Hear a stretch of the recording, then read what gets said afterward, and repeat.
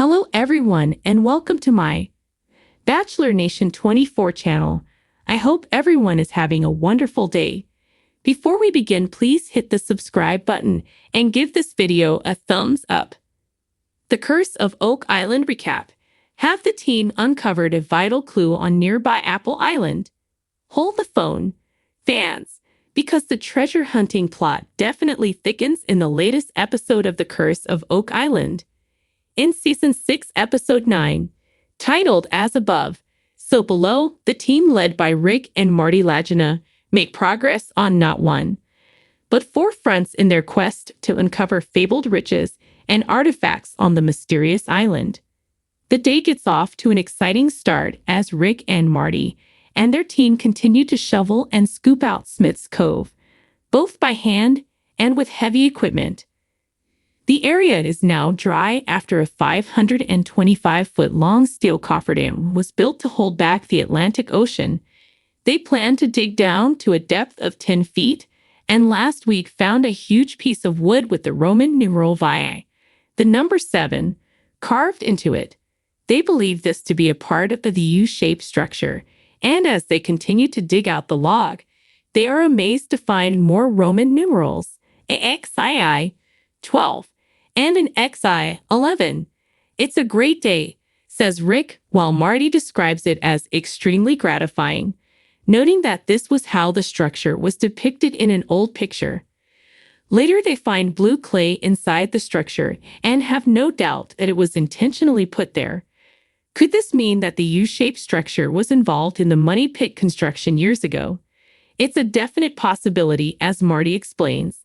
The outside of the structure was packed intentional waterproofing. In the same vicinity, Gary Drayton and his metal detector initially find no metal, which leads them to wonder why there are no nails or spikes in the structure. As is the case with most of the Oak Island enigmas, there is no easy or ready answer. Jack Begley offers his theory that the U-shaped structure is actually the remains of an ancient cofferdam. If this is correct, then the entrance to the sought-after box drains is imminent. The next day, archaeologist Laird Niven arrives to review the fascinating structure and says that he's never seen anything like it before and believes it is part of what was a massive undertaking. He and Marty measure the dimensions of the structure, with Laird calling out 65.5 at one point. Marty thinks the number could have an as yet unknown, but significant meaning.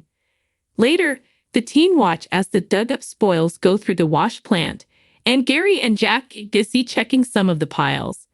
Gary's metal detector finds several targets, and he starts digging with his hands once he hears something promising. "It's a coin," he yells, and Jack hollers, "Yeah, man." But their exuberance quickly fades as Gary reports that the coin isn't old. It's from 1963. But that disappointment is quickly erased as other team members who are watching the continued excavation of the U-shaped structure realize they have just discovered a post sticking straight up. Digging by hand commences, and this unexpected discovery leads to an even more astonishing revelation: planks of wood in a formation. But the best is yet to come when they next stumble upon a row of timbers on edge that could be thick enough to be a wall. Laird and team member Terry Matheson conclude that what they are looking at was built for strength and quickly summon Marty to see the marvel. Gobsmacked by what he is spying with his own eyes, Marty also believes that they have found a significant wall. But vital questions remain. Who did this and why? What the team does know with certainty is that this new find is not on any map, and because it was heretofore undiscovered, Marty thinks it could be original. Next, the team uncovers stacked rocks, leading Jack to ask, "Are we staring into the French drain?" 2 years ago, the team discovered similar layers of rounded stones believed to be an ancient irrigation system. If this is actually another French drain, it could be the team's biggest breakthrough in their 12-year search. But believe it or not, that's not all the team got up to in the latest episode. In the war room, they gathered with experts from Azimuth Consulting Limited, who last week conducted a 3D laser scan of what they hope is the 90-foot stone. They've learned that initial analysis confirms that the letters L and N have definitely been carved into the boulder. But wait, there's more. The team is surprised when they are told that a well-defined A has also been found. The original 90-foot stone was taken to Halifax in 1865 and displayed in a bookstore in order to raise capital for Oak Island treasure hunters. In 1909, a treasure hunter went to see the stone, but discovered that etchings he expected to find had been worn off. But what he did see were the letters L and N. Is this latest data proof that the stone in the war room is the same stone last seen over 100 years ago? Members of the team think that it is indeed the same stone, and Rick says that there is some hope, which leads to the conclusion that further scientific testing will be done. Elsewhere, team members head to the Money Pit site where core drilling is being conducted in the hopes of finding a searcher tunnel, and eventually the treasure shaft. 4 weeks ago, at a depth of 109 feet, evidence of wooden timbers were found and more boreholes dug in hopes of finding something significant. The team is excited when the fourth hole, named K5.5, reveals spoils at a depth of 98 feet that are a definite change from previous core samples. The spoils indicate human activity underground and suggest that the team may be drilling in the center of the Shaft 6 tunnel. Then something startling happens. Someone yells, "Hold the phone, boys. We got wood." It's from a depth of between 118 to 124 feet, and Rick eagerly smells what they conclude is a full 5 feet of wood. Could it be evidence of the 1861 Money Pit collapse?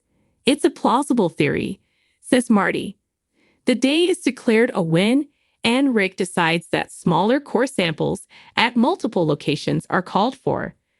Last but not least, professional diver Tony Sampson, Gary, and Jack head out to uninhabited Apple Island, located a half-mile east of Oak Island, in hopes of finding what astrophysicist Travis Taylor believes are possible Freemason ties to the fabled Oak Island treasure. Using his star map as a guide, they find stone markers that could be vital clues. In 1994, Dan Blankenship also searched Apple Island with several others, but his findings were inconclusive. Straight away, the team sees something promising as Gary exclaims, "That's a big boulder," leading Jack to respond, "Oh, no way." They describe what they see as fantastic and exciting, as several boulders are in place where Travis said they would be. Based on the evidence, Jack and Gary agree that it's possible that the star map theory is correct. But before they leave, Gary's metal detector starts to beep. It's just iron. Then a promising beep indicates a non-ferrous target, possibly a coin or artifact. It's a good sign, says Gary, but they can't poke as much as a finger into the dirt because their treasure hunting license applies only to Oak Island, not Apple Island. Will they get the permission needed to dig up what could prove to be the only key needed to solve the mystery of Oak Island? In the midst of the shifting tides and whispering pines of Nova Scotia, the intrepid team of treasure hunters on the curse of Oak Island stood poised on the brink of a new discovery. For years, they had delved into the enigmatic depths of Oak Island, their relentless pursuit driven by legends of buried treasure and an unsolved mystery that had tantalized adventurers for centuries. Yet, as the moonlight danced on the waters and the scent of salt filled the air, their attention was unexpectedly drawn to a neighboring isle, Apple Island. The latest episode began with the team gathered in the war room, an atmosphere of eager anticipation palpable. Maps were spread across the table, and the glow of computer screens illuminated the determined faces of Rick and Marty Lagina, the indefatigable brothers at the helm of this grand quest. Joining them were the familiar faces of their trusted crew: Craig Tester, the engineering maestro; Alex Lagina, Marty's son and emerging leader; and Gary Drayton, the metal-detecting wizard whose sharp eyes had unearthed many a promising artifact. A recent discovery had set their sights on Apple Island, a smaller, less explored landmass situated just a short boat ride away from their primary dig site. Historical records and local lore suggested that Apple Island might hold clues connected to the mysterious treasure they sought. An ancient map, unearthed in an old maritime archive, hinted at a hidden connection between the two islands, a connection that could unravel the mystery once and for all. Could Apple Island be the key we've been missing? Rick mused, his voice filled with a blend of hope and caution. His brother Marty, ever the skeptic, leaned in closer to scrutinize the details. The map depicted an intricate network of tunnels and markers, some of which corresponded eerily with the patterns they had discovered on Oak Island. The team decided to launch a reconnaissance mission. As dawn broke, they set sail towards Apple Island, their spirits buoyed by the possibility of a breakthrough. The journey across the water was brief yet filled with a sense of profound anticipation. Apple Island loomed ahead, its rocky shores and dense foliage promising new secrets to uncover. Upon arrival, Gary Drayton took the lead, his metal detector sweeping across the ground with practiced precision.